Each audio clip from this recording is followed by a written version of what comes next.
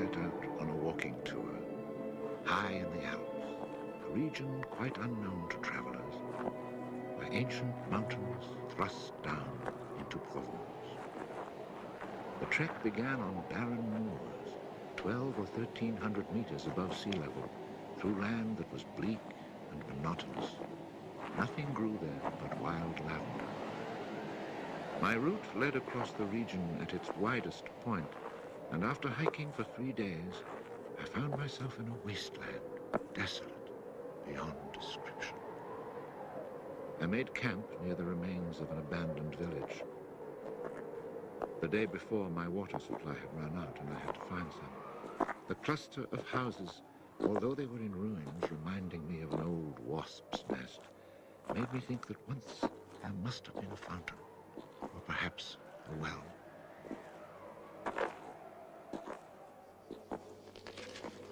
There was indeed a fountain, but it was dry.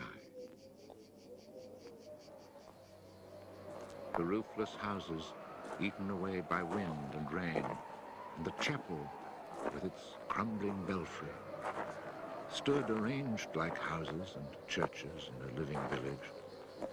But here, life had vanished.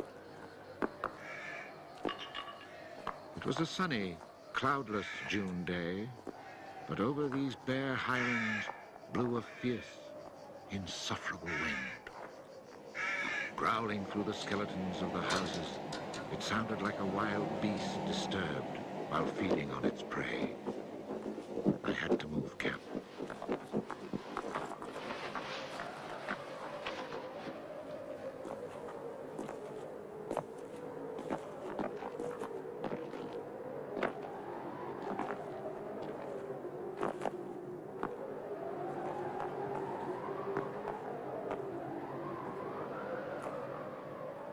After 5 hours of walking, I still had found no water, and I could see nothing that gave me hope of finding any. Everywhere, I came upon the same drought, the same coarse weeds.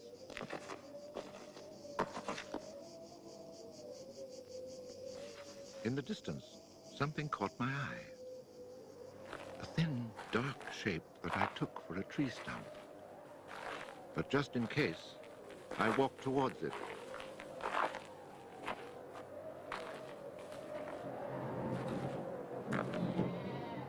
It was a shepherd, and beside him, resting on the burning ground, lay about 30 sheep.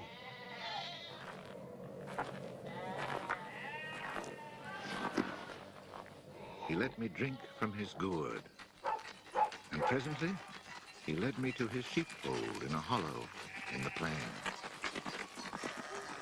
He drew water. Excellent water it was, too, from a very deep, natural well over which he had rigged a simple windlass.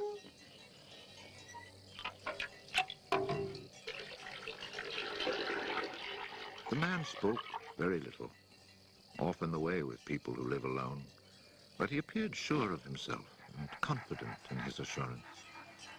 It all seemed somehow strange in this barren land.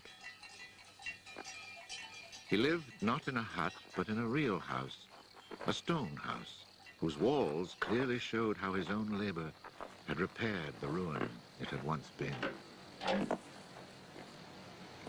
Its roof was solid and strong, and the wind on its tiles sounded like the sea upon the seashore. Inside, it was neat and tidy, dishes washed, floor swept, shotgun oiled. His soup simmered over the fire. And I noticed that he was freshly shaved, that all his buttons were firmly sewed on, and that his clothes were darned with that meticulous care which makes the mend invisible. He shared his soup with me.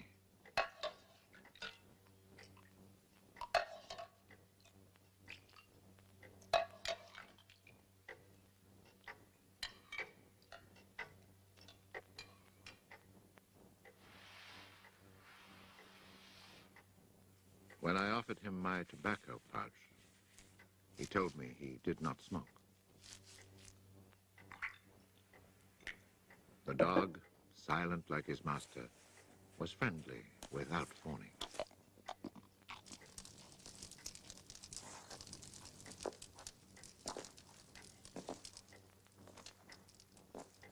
It had been agreed that I would spend the night. The nearest village was still almost 2 days' walk away. Villages in this region were few and far between, and I knew well what they were like. 4 or 5 of them were scattered over the slopes of these highlands, each one at the very end of a cart track among copses of white oaks. They were inhabited by charcoal burners. The living was poor, and families huddled together in a climate very harsh both in summer and winter found their struggle for survival made more bitter by their isolation. There was no relief. Their constant longing to escape became a crazy ambition. Endlessly the men carted their charcoal to town, then returned home. Even the most stable characters crack under the constant grind.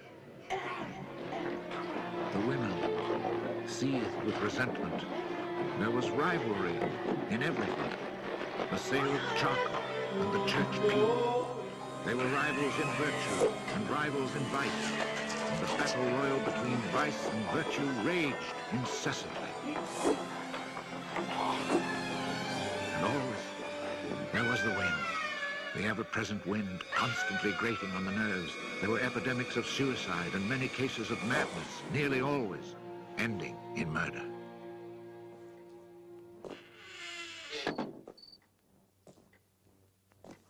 The shepherd, who did not smoke, went to fetch a little sack, and onto the table he emptied a pile of acorns. He began to examine them very carefully, one by one, separating the good from the bad.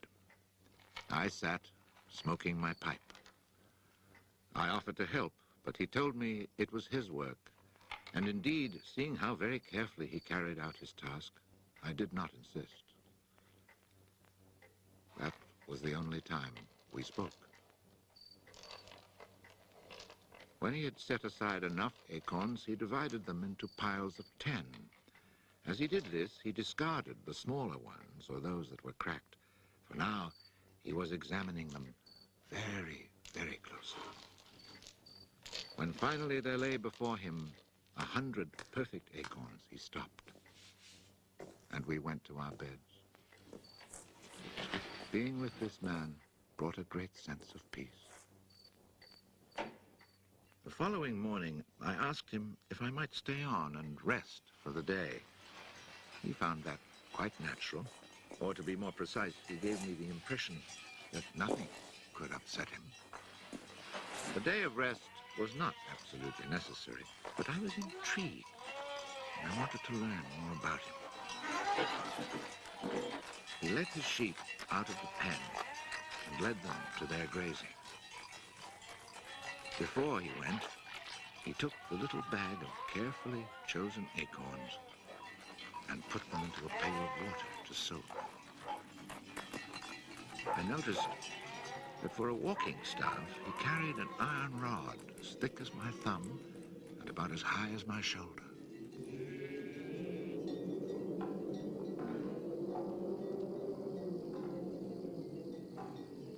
Pretending to take a leisurely stroll, I followed him at a distance, but keeping on a parallel path with him. The pasture for his sheep was down in a dell. Leaving his dog in charge of the little flock, he began to climb towards me where I was standing. I feared he was coming to reproach me. Not at all.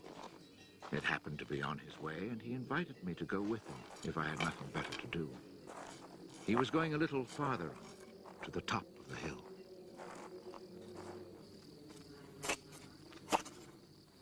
When we reached his destination, he began to drive his iron staff into the ground. He made a hole, dropped in an acorn, and filled in the hole.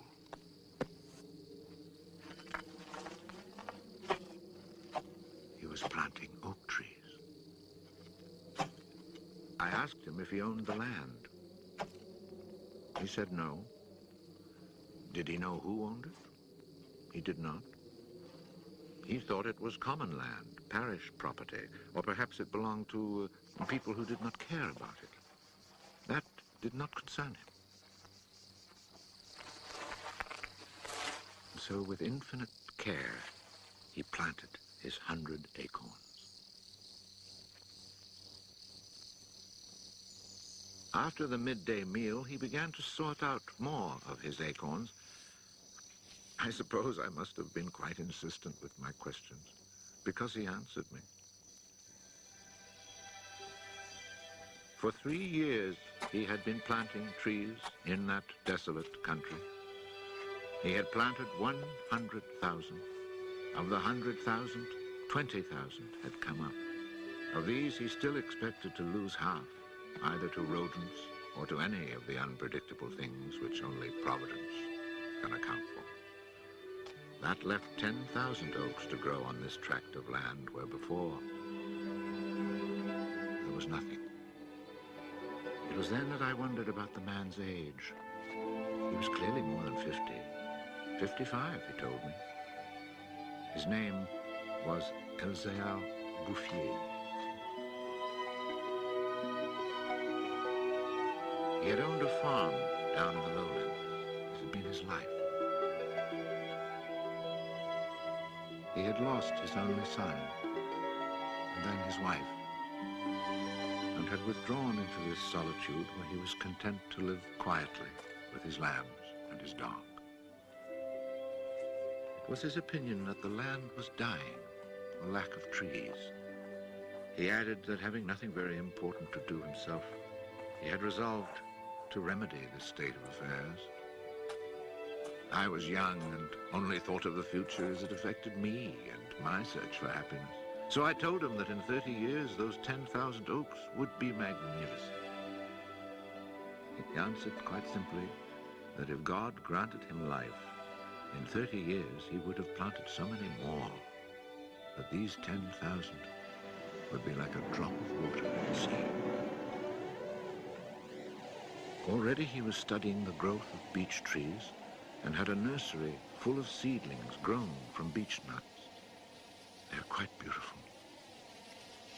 He was also thinking of birches for the dales, where he told me there was moisture just below the surface of the soil. The next day, we parted. The following year came the First World War, in which I was engaged for 5 years. An infantryman was hardly likely to have trees on his mind.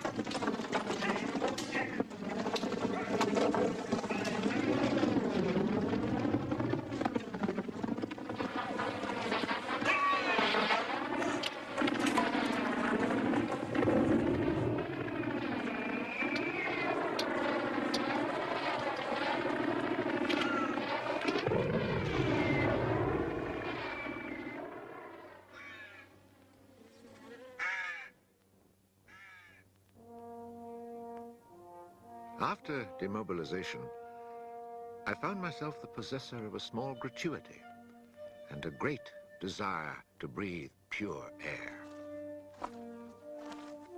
This was my only thought when I set off once more on the road to the barren land. The country had not changed. However, in the distance, beyond the deserted village, I noticed a sort of grayish mist that lay on the hilltops like a carpet.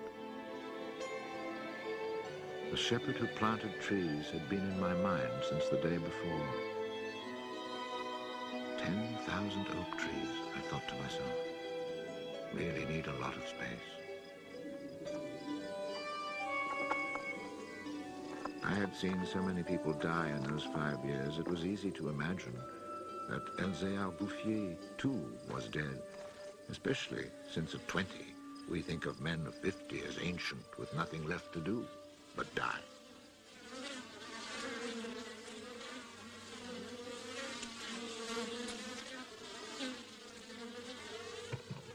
He was not dead. He had changed his occupation. He had only 4 sheep left, but now he had over 100 hives of bees. He had given up sheep because they threatened his young trees. The war had not disturbed him, and he had calmly continued his planting. The oaks of 1910 were now 10 years old and taller than either of us. It was such an impressive sight, I was struck dumb. And as he never said a word, we spent the whole day in silence, walking through his forest. It was in 3 sections and measured 11 kilometers long and 3 kilometers at its widest. When I reminded myself that all this was the work of the hand and soul of one man with no mechanical help, it seemed to me that men could be as effective as God in tasks other than destruction. He had followed his dream, and beech trees as high as my shoulder, stretching as far as the eye could see, were witness to it. The oaks were strong and past being at the mercy of rodents. As for Providence, she would have needed a cyclone to destroy this creation of man. He showed me handsome groves of 5-year-old birches planted in 1915, the year I was fighting at the Battle of Verdun. He had set them out in all the hollows where he guessed, and rightly, there was moisture near the surface. They were like young children, tender yet firm and confident. And creation, it seemed, had just followed in a natural sequence. He hadn't worried about it. Resolutely, he had gone about his simple task. On the way down through the village, I saw streams flowing with water, which in living memory had always been dry. This was truly the most impressive effect of creation's natural cycle that I'd ever seen. Long ago, these brooks had been full of water. Among the miserable villages I mentioned before, some were built on sites of ancient Roman villages, and archaeologists digging in the ruins had found fish hooks, whereas in the 20th century, cisterns were needed to ensure even a modest supply of water. The wind had scattered seeds too, and as the water reappeared, so did willow trees, reeds, meadows, gardens, flowers, and a reason for living. But the change had come about so gradually, and that it was simply taken for granted. Of course, hunters who climbed these heights in search of hares and wild boar had noticed the sudden appearance of little trees, but had put it down to some caprice of nature. That is why no one had meddled with the work of the shepherd. If they had suspected it was man's work, they would have interfered. But who would even think of him? Who in the villages or among the authorities could ever have imagined such constant, magnificent generosity?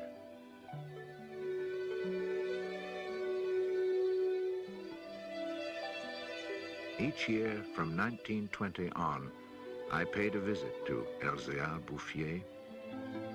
I never saw him lose heart, nor was he ever deterred. And often, God knows, it must have seemed that heaven itself was against him. I never tried to imagine his frustrations, but to achieve such an end, he must have had to overcome many obstacles. For such passion to succeed, he must surely have fought and conquered despair. We must remember that this exceptional man had worked in utter solitude. Solitude so complete that towards the end of his life, he had lost the habit of speech. Oh, perhaps he saw no need for it. In 1933, he was visited by an astonished forester who notified him of an order that lighting fires outdoors was forbidden for fear of endangering this natural forest. It was the first time, the forester told him naively, that he had ever seen a forest grow of its own accord. In 1935, a whole delegation from the authorities arrived to look at the natural forest. There was a high-ranking official from the forestry department, an elected member of parliament, technical experts, and there was a great deal of talk. It was decided something must be done. Fortunately, nobody did anything except for the one good thing. The forest was placed under government protection and charcoal burning was prohibited. For it was really quite impossible not to be enchanted by the beauty of these young, healthy trees. And they had even managed to cast their spell over the Member of Parliament.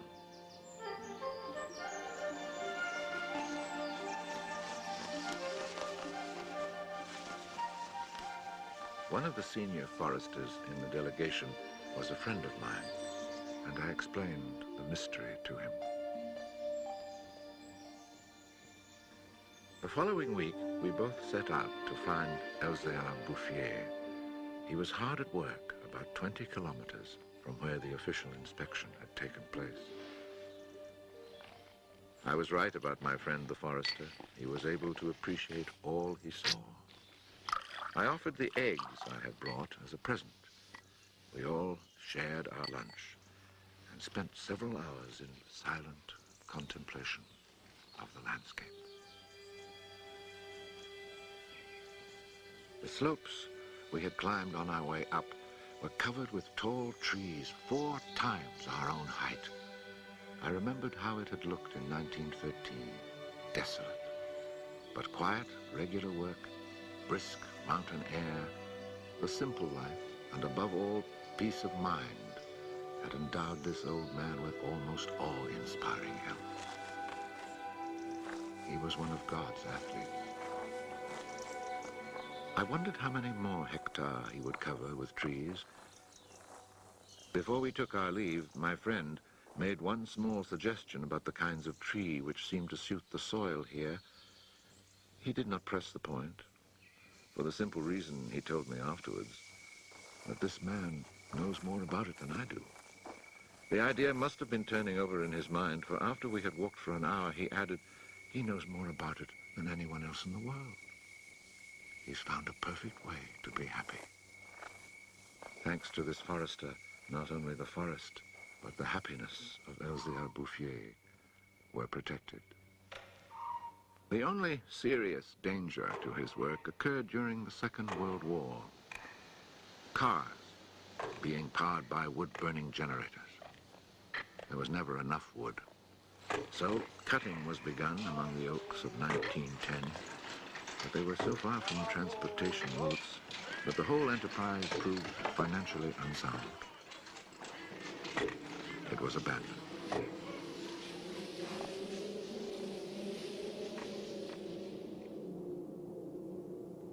The shepherd knew nothing of all this. He was 30 kilometers away, quietly going about his business, ignoring the War of '39 just as he had ignored it in 1914. I saw Elzéar Bouffier for the last time in June 1945. He was then 87. Again I had set out on the road to those barren moors. But now, in spite of the dislocation left behind by the war, there was a bus which ran from the Durance Valley up into the mountains. I decided it must be because of this relatively speedy means of transport that I could not recognize the places where my walks used to lead me. It took the name of a village to reassure me that I really was in that region that had once been desolate and abandoned.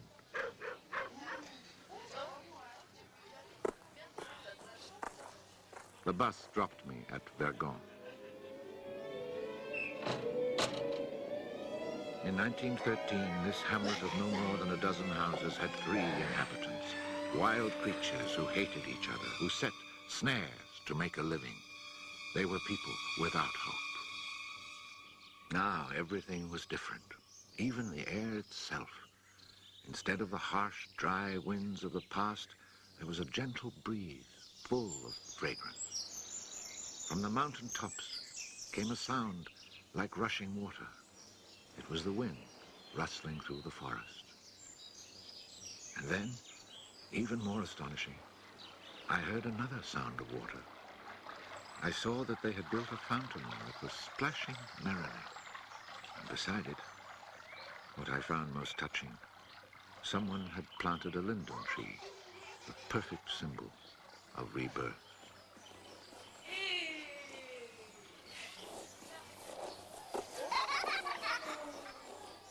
Moreover, their dons showed signs of the kind of labor that only hope can inspire.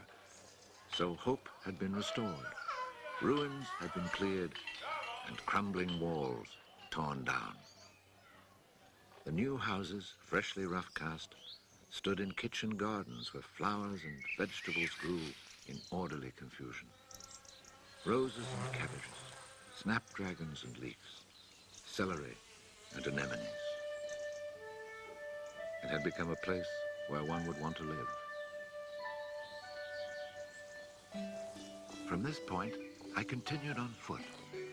The war had not been over long enough for life to reach full bloom, but Lazarus had emerged from the tomb. On the lower slopes of the mountain, I could see small fields of young barley and rye, and down in the narrow valleys, the meadows were green.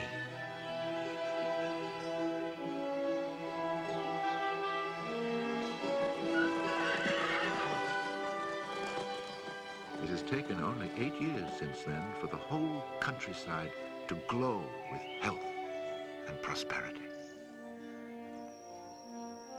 Where I had seen ruins in 1913, there now stand clean, freshly plastered farmhouses, evidence of happy, comfortable lives.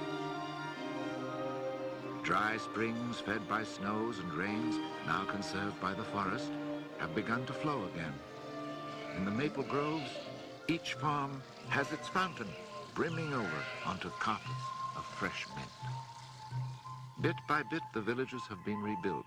People have come to settle from down in the plains where land is expensive.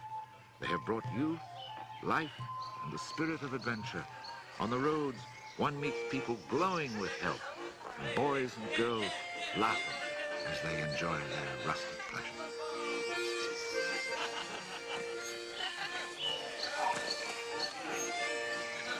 Counting those who lived here before, quite changed by their life in gentle surroundings, and including the newcomers, more than 10,000 people owe their happiness to Elzéar Bouffier.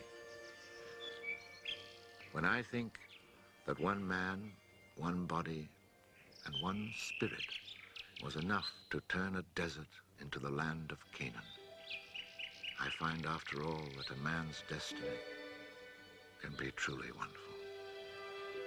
But when I consider the passionate determination, the unfailing generosity of spirit it took to achieve this end, I'm filled with admiration for this old, unlearned peasant who was able to complete a task worthy of God.